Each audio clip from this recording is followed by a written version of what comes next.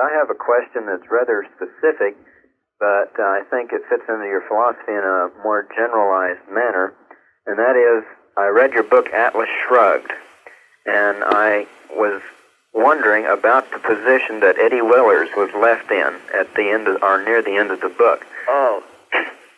And I was wondering how the Eddie Willers of the world, so to speak, would fit into your philosophy rather than being left sitting on a railroad track in the desert. I missed part of your question. You wonder what will happen to the Eddie Willers of the world? Yes, as I read the book, this part was left somewhat amiss to me because I see that, or I feel that there are probably more Eddie Willers in the world than there are Dagny Taggarts and John Galts, etc. Yeah, and that's a very good question.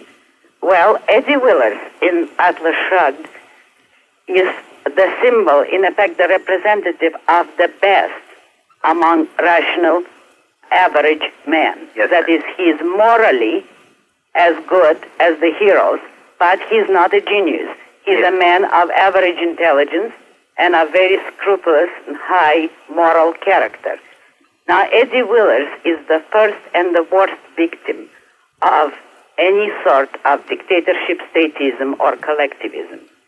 Eddie Willers can survive only in a free society, in a society where the Hank Reardons and the John Galts and the Dagny Taggarts are free to function.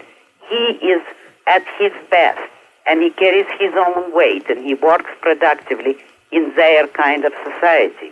But he is too good to be able to survive or compromise with a collectivist state. In a collectivist state, he necessarily has to perish. He doesn't have the intellectual or spiritual resources to be fully independent and to vanish or to escape. He cannot stand on his own, but he cannot compromise with the evil around him, and therefore he perishes. The reason why I left him in that position is precisely to arouse the question which you asked. In other words, I wanted to tell the reader, here is the position of the best among average men. If the Dagny Taggarts or the Galts happen to come along, they will save him. If not, he will perish. But he cannot survive in a collectivist state. So that he doesn't die necessarily, but his question, his fate, in effect, is left to the reader. If you do not want him to perish, you better think over your ideas, check your premises, and advocate a free society. He needs it more than anyone else. As to the geniuses, they're self-sufficient. They'll escape anyway, but Eddie will perish. Thank you, sir, for your call. Thank you very much. Our guest, Miss Ayn Rand. I'm Michael Jackson. Hello. Hello. Yes, please go ahead. Miss Rand? Yes? I introduce myself as Olga Rose Manet, a writer and foreign correspondent, and I have a question to ask you, but first I would like to say that without going into any of your books, that I feel that they make an enormous contribution to present thinking, because actually they do present a very brave and interesting point of view, and they make people think, and this is terribly necessary. Thank you. So now I wanted to ask you on what you said about these people who came back from a visit to Dr. Schweitzer and said he had these stock of American medicines which they thought he didn't even know the use of them. If you accepted their story as true or in any way questioned it. I accept it as very likely to be true by the nature of everything that we know about Dr. Schweitzer. However, it's not first-hand knowledge. I would say, according to his publicly announced philosophy of an altruist, the story is very likely to be true. And remember that the people who said so are J. Manon Williams and his wife, who are liberals, or at least Mr. Williams is a very prominent liberal, and would be inclined to be in sympathy with Dr. Schweitzer. It isn't said by Schweitzer's enemies, but by men who ideologically are likely to be on his side. Miss Rand, I ask... Why I believe that it is probably true, but Well, Miss one Rand, can only speculate about it. would you be willing to allow me to explain those medicines? I will tell you that over many years, I have helped Dr. Schweitzer in many ways, little ways he wanted me to. For instance, I was instrumental in getting the Connecticut Agricultural Experiment Station to take to a received soil from his place and experiment with vegetables and plants that would grow there. But look, Well, I want to tell you about the medicines. We're not here to discuss Dr. No, but you Schweitzer. see, a thing like that going over the air, don't you feel that that should have another side? Because No, I think you should write to the Detroit paper, I'm to going the to New do York that. Times, and to Mr. But I Wilson. want to tell you Well, ma'am... he didn't use them because he didn't believe in them. Well, that is possible. They're but not that is because not he the was issue. ignorant. But Well, now, Miss Rand... the issue is his philosophy. A question, please, Miss Rand. When people have been critical of Miss Rand on the program, you have, to put it mildly, bristled, ma'am. You haven't enjoyed it. And isn't it even less fair to criticize the second-hand information of G. Menem Williams, known as Soapy Williams, about a man who is now dead? No, may I point out the morality involved? Please. One should not criticize Dr. Schweitzer on a program to which people listen because they want to hear him. If you were interviewing him or his admirers, you may criticize me all you want in my absence, but not with my sanction and permission. But you And passed on the same is true information. of Dr. Schweitzer. You Don't passed on the criticize information. him with his sanction, but in his absence, that is when he is not helping us, when we're not using his prestige in order to be heard, we are free to criticize any public figure, and Miss you're free to Rand? criticize me all you want to, Miss Rand, without my sanction. you... No, I don't mind your saying this. No, but... Ma'am, please, Rand, Miss Rand is giving an answer. Would you please hold? please, It's totally irrelevant to the subject, isn't it? Please, Miss Rand, will you answer this? You being an important personage, and this is a station which has literally thousands and thousands of listeners, and you pass on this information from these people and also call Dr. Schweitzer a power-hungry autocrat. So I, knowing him so well over all these years, feel that if you are fair and you have this integrity you speak of, you would allow somebody who knows him to say that this is actually not so. All right, let's Ma'am. assume it isn't true, but now if you know him, will you answer a question for me? Yes, I will if I can. I want It to. interests me very much. Why, if Dr. Schweitzer believed in the value, the preciousness, or the holiness of life, why didn't he fight the spread of dictatorship and mass slaughter in the world, first in Nazi Germany, then in Russia? For the simple reason, ma'am, that a pianist doesn't play the cello. Let me Why was he answer. indifferent to that battle? Let me answer this. Please. Let me answer this. You asked the question. All right, now get on with your answer, please. The Nazi Germany, when that was going on, Dr. Schweitzer was absolutely isolated and also cut off from France. He couldn't even receive his medicines that he used to get from France, and this is where I came in and got things sent to him from America. Fine.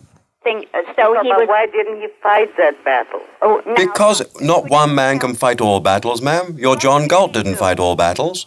tell me what he could do. The man who wants to fight for life should start at the most important level, instead of burying himself in Africa.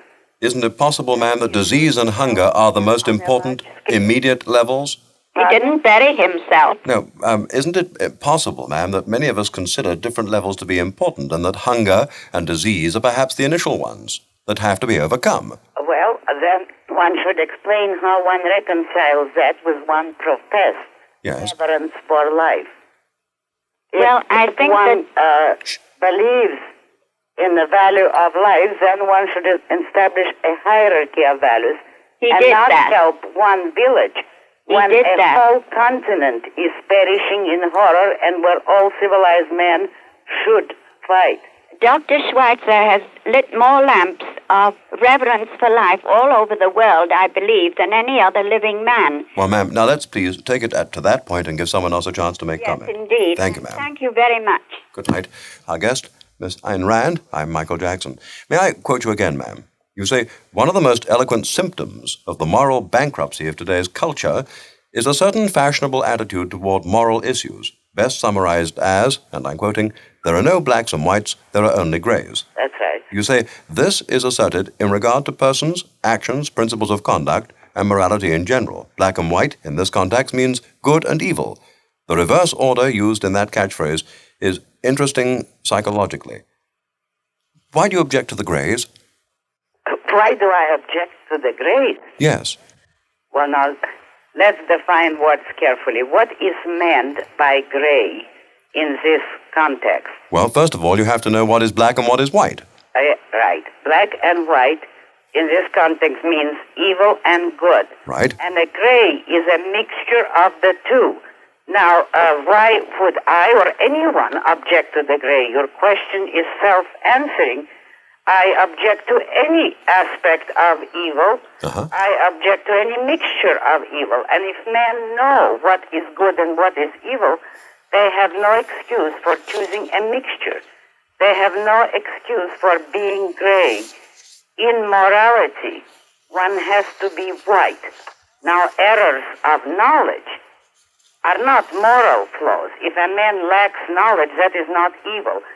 But we're speaking about moral issues. That is assuming that a man knows what is good and what is bad, what is white and what is black. He has no moral excuse for choosing to be gray. Thank you. Gray is only a mixture of black and white, and before you can even identify something as gray, you have to know what is black and what is white. Miss Ayn Rand is our guest, authoress. I'm Michael Jackson. Hello. Yes, I would like to ask Miss Rand two questions. Please go ahead. Miss Rand. Hello? Yes, hello. What do you think of the American government's policy in Southeast Asia, specifically Vietnam? Now, that's really a difficult question because I think that the American government got itself into a dreadful mess with the total of its foreign policy, and now the situation in Vietnam is as follows. I don't think we have any business there, and I don't think that we can retreat at this time. Don't ask me for a solution. I did not advocate this policy. I'm not an admirer or supporter of it, and therefore no solution can truly be found, which is a good example of the irrationality of our foreign policy for the past 30 years or longer. Longer, since World War I. There is no way out at present. Anything that President Johnson chooses to do now will be wrong in some respect.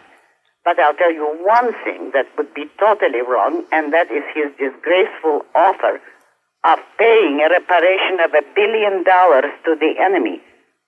While he's fighting a war on poverty, he should think of what that $1 billion would mean to the American poor and to the American taxpayers and people generally before he gives it away to the Viet Cong. That, as a policy, would only mean an open invitation for anyone, anywhere, to attack us, to kill some American soldiers, and to collect $1 billion for their troubles. That offer on Johnson's part is the most disgraceful thing in the situation today. I wonder, sir, could we hold for a couple of minutes of news before the second question? Well, thank you. And is it all right with you, Miss Rand? Yes, surely. Thank you very much indeed. Our guest is Miss Ayn Rand, authoress of Atlas Shrugged and The Fountainhead and We the Living, and a lady whose theory of objectivity is this evening being fairly well discussed by umpteen people of different beliefs and persuasions. I'm Michael Jackson. Our guest is one of the most widely discussed figures on the contemporary intellectual scene. She advocates, amongst other things, selfishness, rational selfishness, which means the values required for man's survival. She advocates a new morality, an ethics of, as she puts it, rational self-interest that stands, it appears, in complete opposition to the political and social and religious attitudes of our day. Her unique philosophy is known as objectivism. So it's hello again to Miss Ayn Rand, and we're coming to question number 2 from a gentleman who put question number 1. Yes. Yes, Miss Rand, question number 2. What can the United States do to bring full equality for the American Negro? I mean by full equality, equal housing, equal jobs, equal social status, equal individual rights, and just plain decent treatment without completely changing our free enterprise system or radically upsetting our entire economic system. Well, now look, Yes. there is no reason why anybody should have equal housing with everybody else. You're not talking about an economic issue. There certainly is inequality of housing, inequality of income among men of all races, certainly among white men. Therefore, there is no reason why the Negroes or any other minority should be guaranteed housing. The only thing you can properly discuss is racial prejudice. That is, that Negroes should not be treated improperly or treated with prejudice because of their color or their race. The only issue here is to treat every individual man as a human being and judge him according to his own actions, his own character, and his own performance. Therefore, all that you can discuss properly is to guarantee Negroes individual political rights, and that the government can do by not passing any or permitting any legislation which discriminates against the Negro legally. But now if we speak about private prejudice, racial prejudice, that cannot be achieved or eliminated by law. In order to eliminate private discrimination, you should advocate individual rights and the philosophy that goes with it. I will refer you to my article entitled Racism in my book, The Virtue of Selfishness, in which I discuss the fact that racism is just the lowest, most primitive form of collectivism. And in any period of history when collectivism is on the rise, men are forced to cling to one another into groups, to seek groups, because a collectivist society or a mixed economy like we have today is a society of group warfare, pressure group warfare. And the easiest collective to join, particularly of men of not great intelligence, is race. Therefore, racism, the prejudice of racial groups against one another, is a byproduct of collectivism. It is the spread of collectivism that spreads racial prejudice.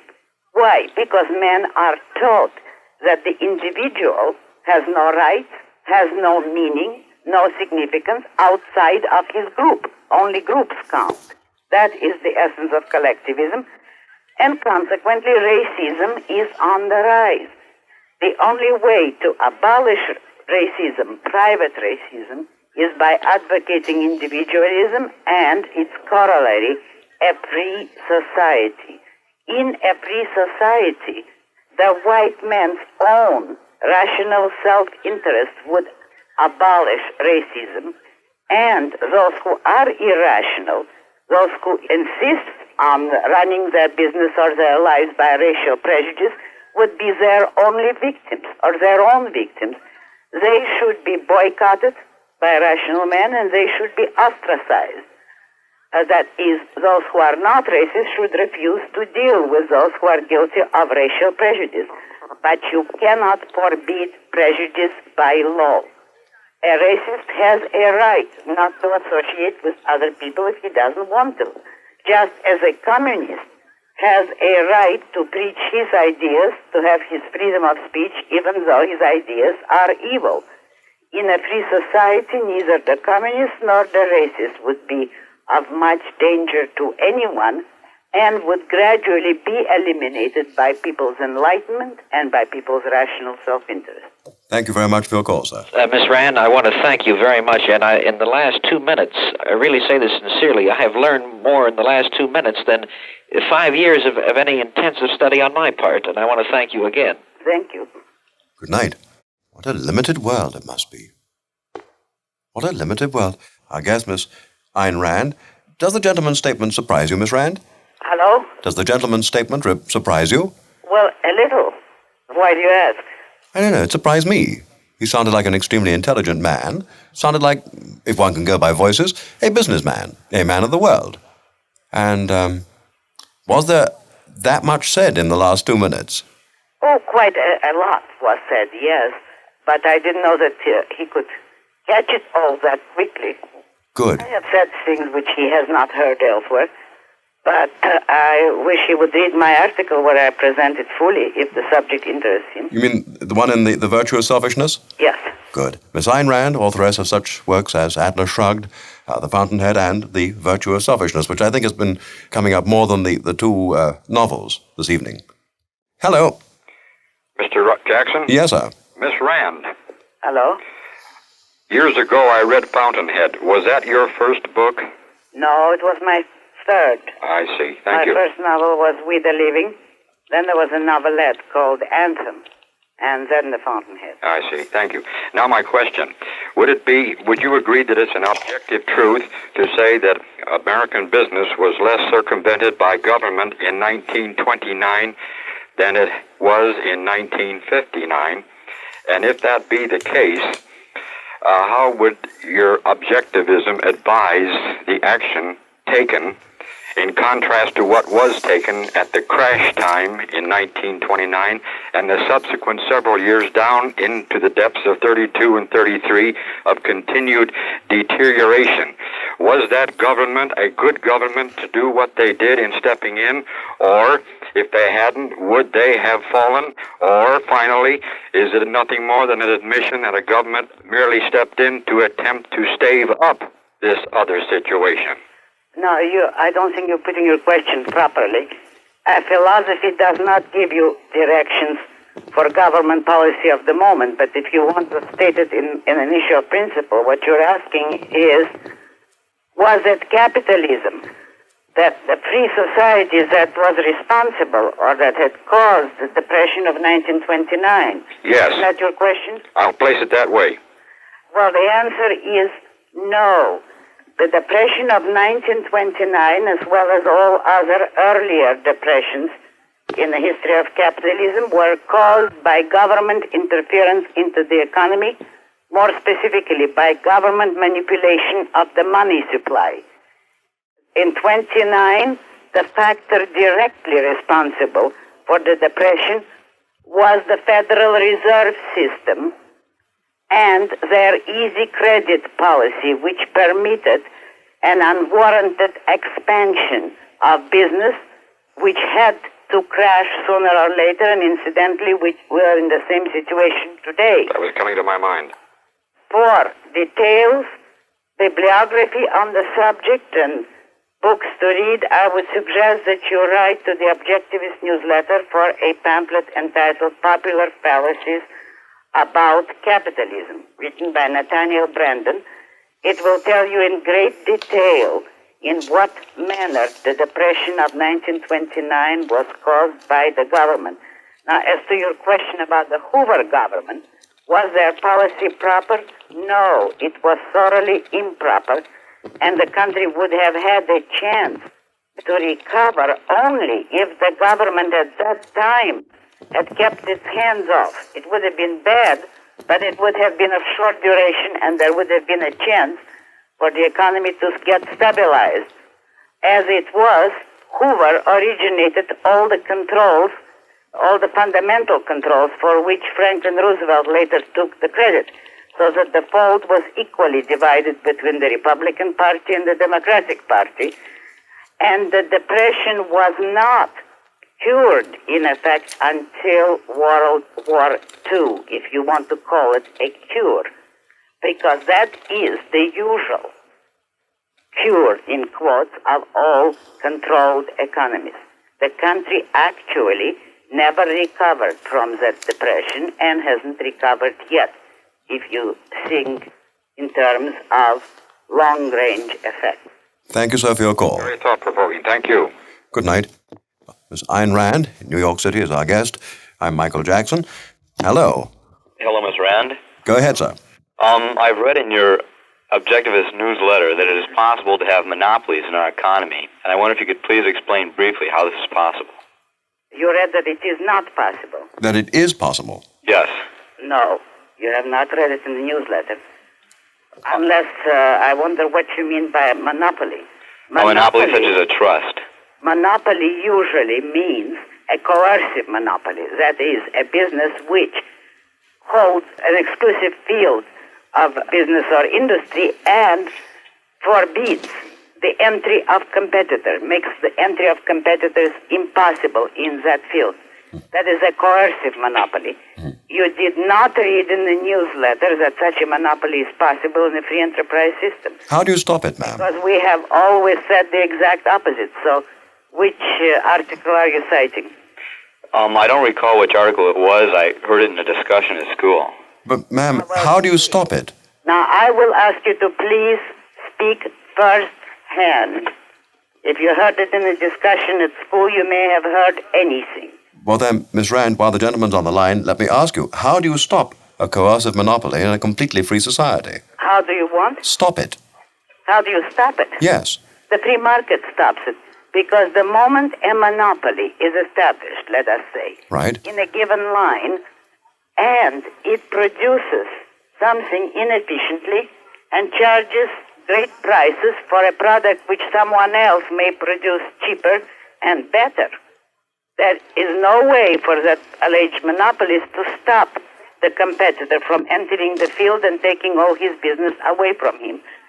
On a free market, a businessman has to do his best, the best possible, in order to keep any part of the market, and he has no way to forbid competitors for producing and trading. He has no way to forbid them by force. The only way that can be done is by government, by an act of the government. You don't think the act of the government... Prevent others from taking his market away from him, Ma'am, if he makes a better and cheaper product. It's competition that protects the freedom of the market. you don't believe that the act of the government can be there to protect the smaller businessman from the monopoly? Look, a monopoly or a competition enforced by law is a contradiction in terms. Thank you very much. Why Yes. do you think that the small businessman is entitled to protection? After all, in the free market, the big businessman, if he isn't using government help to grow big, has earned his place by ability, by productive ability, by giving the public something good which the public wants. Why should some inept beginner be entitled to compete with him? Now, if the beginner is not inept, then he will compete, and he might even take the market away from the first businessman. But if he's merely small, smallness as such, it does not entitle anyone to any particular protection. That's the opinion of Miss Ayn Rand. Thank you, sir. Thank you, Ms. Rand. Our guest, Miss Ayn Rand. Hello. Hello? Yes. Is the caller on the line? Hello. Yes, please go ahead, ma'am. Michael Jackson? Yes, ma'am, please go ahead. Miss Rand? Yes? I am not satisfied or find satisfaction in money, in earning money, because it is not earned by... Can you speak a little louder, please? Yes, of course. I'll start over. I find that I'm not satisfied, nor do I find satisfaction in money earned because I do not earn it by my values or by my beliefs, but really rather by a shallow use of a talent. By what? A shallow use. Shallow use of a talent. Uh-huh. That does sometimes bring me some elation. In other words, I enjoy being somewhat successful. Now my question is, how does someone achieve individual value in a world that judges not by the values of individuality, but rather by our ability to succeed materially? Particularly when, to be perfectly frank, we find ourselves in the need of approval of our fellow man, whatever his values be. Well, you see, your answer is contained right in your question. If you place the approval of your fellow men above your own judgment, even when their values are wrong, if you place their opinion above your own values, then of course you'll never achieve any satisfaction, neither in work nor in anything else. The point is that one can enjoy the approval of one's fellow man only when their values are rational, when they are right, and when they correspond to what you know to be right. If you do some work of which you are proud and others approve of it or understand and appreciate it, that is fine, that is a proper reward. But if your values differ from those around you and you know that you're right, you cannot sacrifice that which is right for the approval of those whom you yourself know to be wrong. Then let us say that it was not just for the approval, but it was also because of being in a perfectly practical situation of needing to support a family. Which do I put first? The support of the family, which I love very much, or the belief in values which I do not find myself living up to day by day, with my abilities, with my beliefs? I do not believe that one can achieve anything, not for any length of time, by compromising one's convictions and values. If what you say is true, that is, if you could do much better work and use your talent in a more profound way, you would do better financially as well.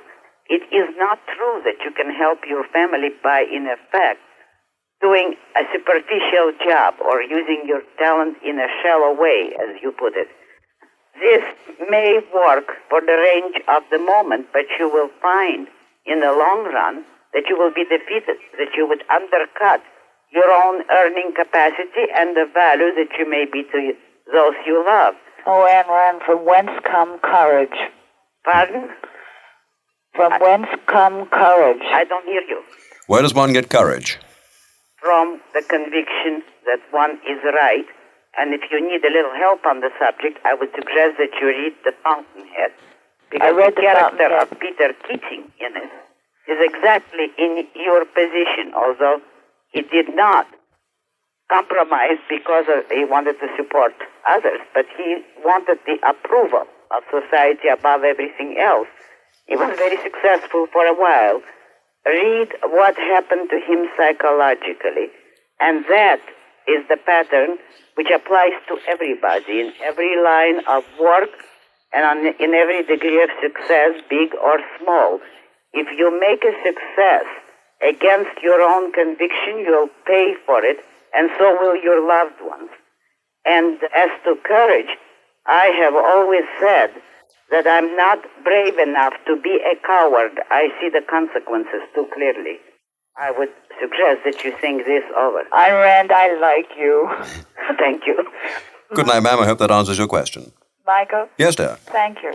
Thank you. Good night. Good night. Wonder who that was. Trying to put, as we did before about half an hour ago, Miss Rand, a face or a personality to a voice. I have a feeling she's in the entertainment world. I don't hear you. Oh. All right, let's take the next call then. Okay? Yeah. Hello? Oh, hello? Yes, sir. Please go ahead. Mr. Jackson? Yes, sir. Rand? I have sort of an epistemological question. I don't hear you. Would you put it... I have sort of an epistemological question. I understand that you consider your ethics absolute. Is this correct? Hello? The gentleman said he understands that you consider your ethics absolute. I don't know what he means by the word in that context. Would he define, please? You mean absolute or ethics? What do you mean by absolute ethics? Do you consider them to be absolutely or completely demonstrated? Yes. Provable? Provable? Yes. Deductively or inductively? Both. Both? Yep. Oh, and then I would, if they're proved inductively, could you comment on Hume's objection to the inductive inference? That is not a question which one can answer in 5 minutes. Have you answered this anywhere in print? Pardon? Have you answered this anywhere in print? No, except indirectly.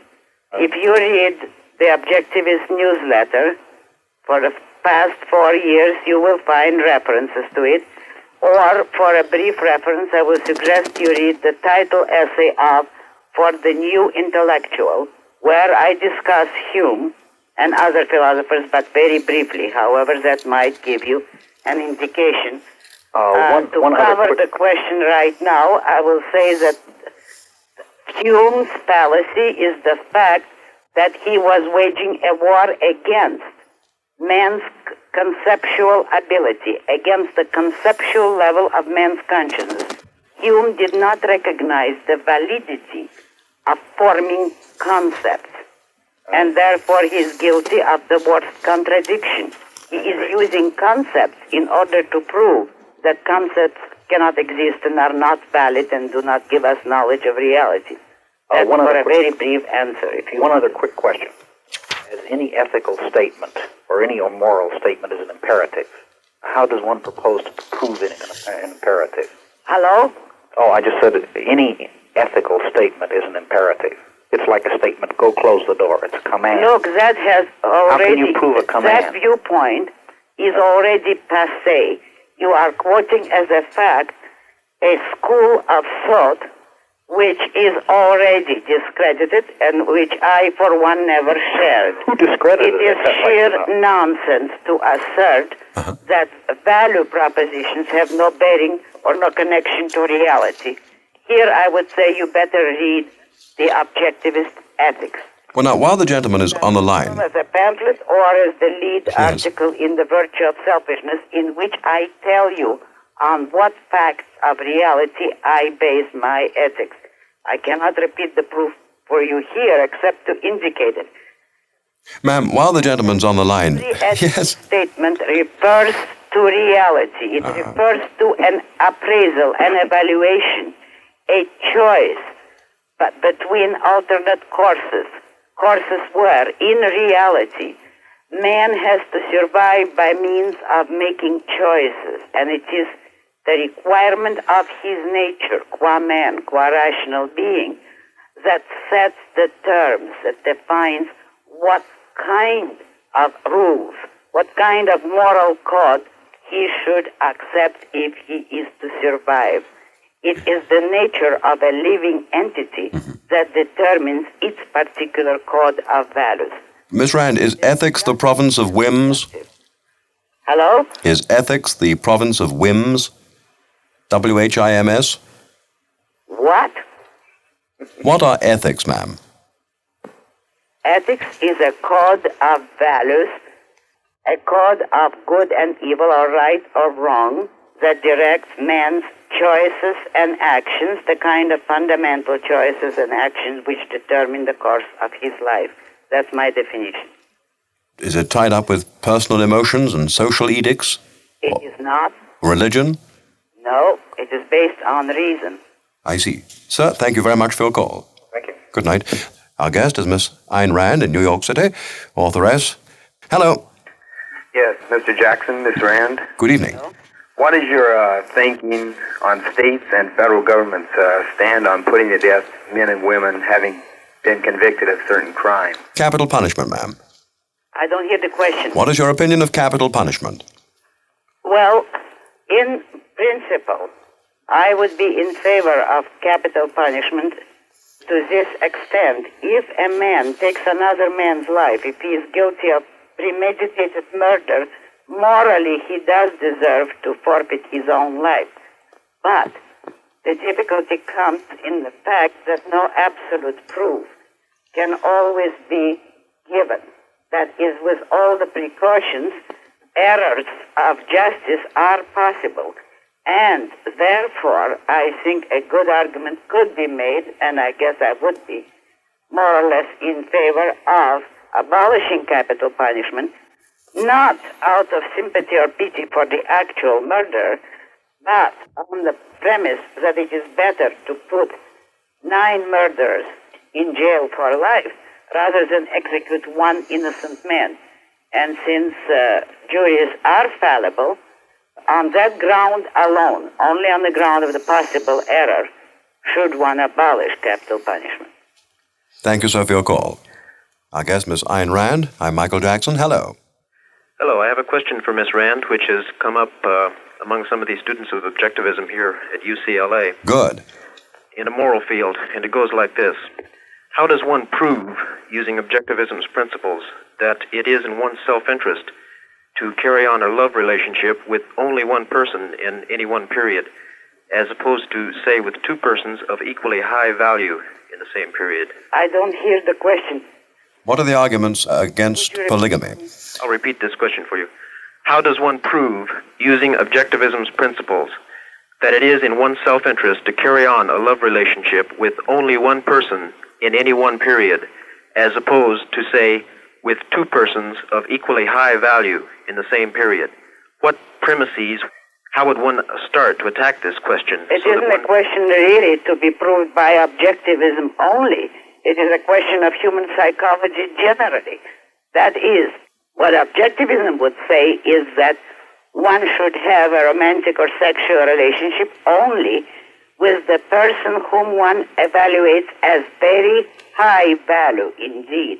One should not engage in romance or sex with someone about whose character one has doubts. And if one has a romance only with a person of high moral character, then by that very token one cannot divide one's affection. One may very well, in fact, be in love with two men or two women at the same time in the sense of very high appreciation. That is possible.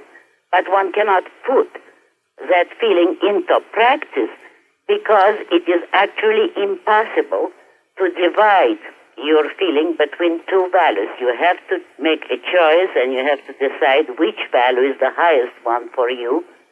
And psychologically, it would be an impossible conflict to be torn between two values. Thank you for your question, sir. I see. Thank you very much. Good night. Our subjects appear to be many. Our guest appears to be one woman with many, many, many ideas. Miss Ayn Rand, authoress of Atlas Shrugged, The Fountainhead, We the Living, Anthem, The Virtue of Selfishness, and umpteen papers. Hello. Hello. Miss Rand is on the line. Thank you. Miss Rand, I have recently been introduced to philosophy and objectivism by your... Pardon? Go ahead. Oh, by your books. And I would very much appreciate your opinion on a problem I've run into. I would like your opinion if you have any knowledge of him, of Tom Dooley, Dr. Tom Dooley? No, I don't. I'm sorry. He died about a year and a half, or perhaps 2 years ago. He was an American doctor who went out to the Orient and worked amongst the natives, was very much revered. I know the name, but I don't know very much about him. Oh, I see. Go ahead, ma'am. Well, I had the opinion, more or less, that he was accidentally thrown into this situation in the East because he was in the Navy as a doctor, and that it was only then, when he was with these people, that he became interested in them more as a personal matter than a sociological one. Yes. I was wondering if under those circumstances you think that this, well, it was almost a self-sacrifice, could have been acceptable under the objectivist philosophy. That depends actually on his motive. I have heard, but do not know how reliably, that he had actually very good scientific motives.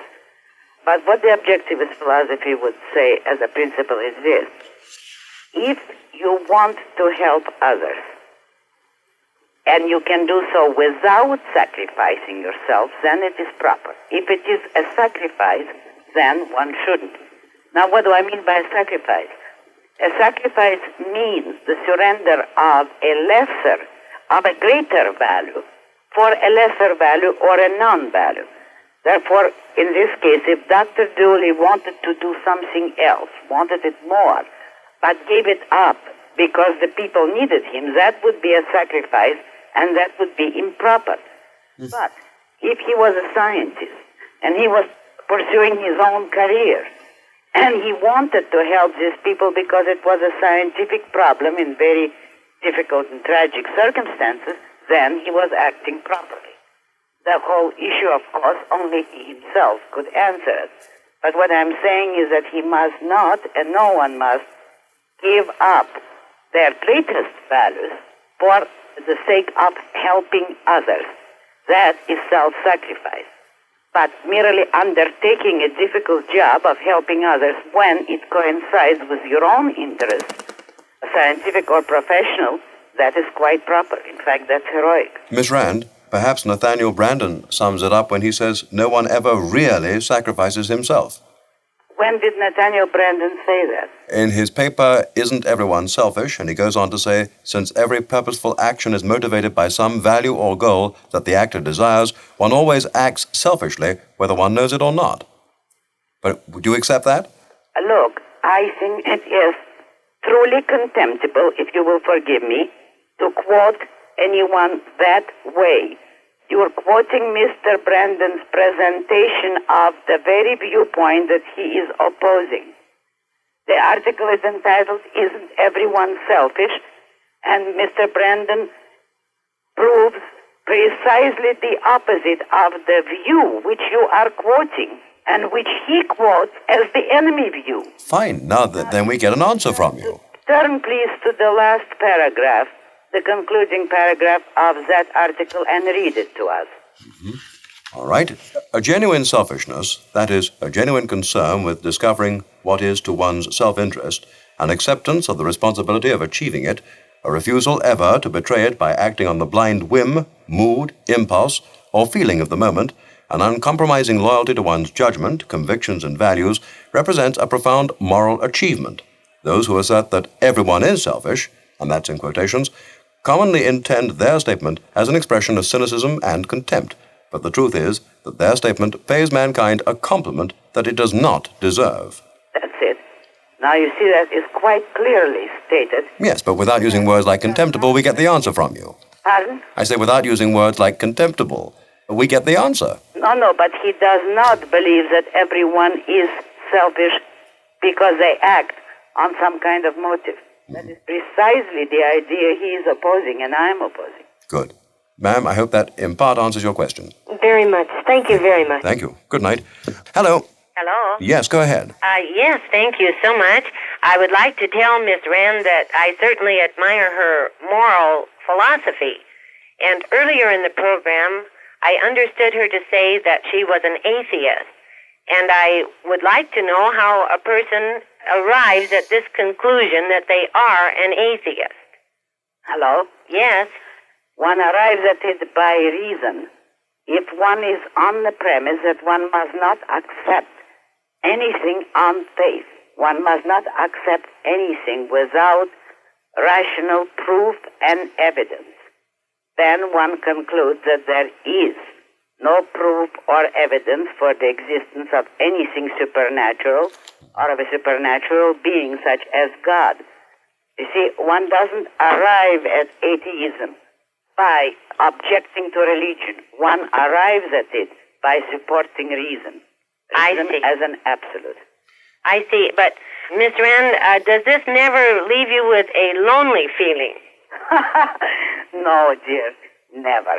It leaves me with a very clean, confident feeling that the universe is not unknowable, that it is not a mystery, and that there are no supernatural phenomena disposing of my life. It leaves me with the feeling of responsibility. I see. Well, thank you very much. Good night. Good night. Our guest, Miss Ayn Rand. I'm Michael Jackson.